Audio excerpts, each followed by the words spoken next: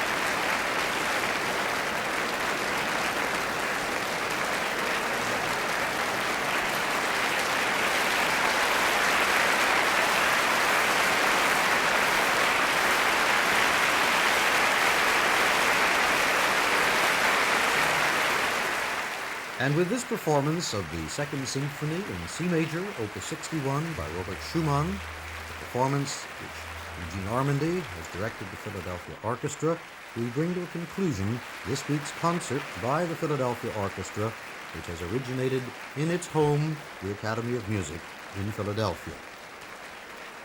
Earlier on this week's concert, we heard the first performance in the United States of Francis Thorn's Elegy for Orchestra, and the distinguished Soviet pianist Emil Gilels was the featured soloist in a performance of Chopin's first piano concerto in E minor, Opus 11.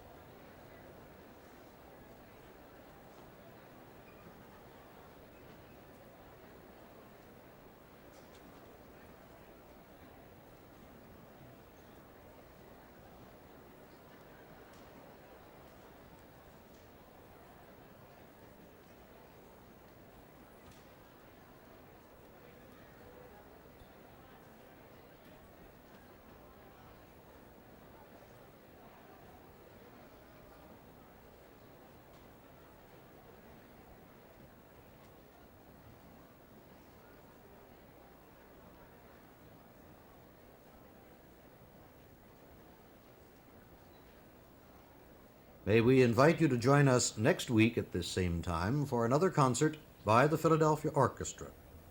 Our guest conductor on that occasion will be the music director of the Dallas Symphony Orchestra, Donald Johannes, and he has chosen for his program the Divertimento for Strings by Bela Bartok, 7 studies on themes of Paul Klee by Gunther Schuller, and the First Symphony in C minor, Opus 68 by Johannes Brahms.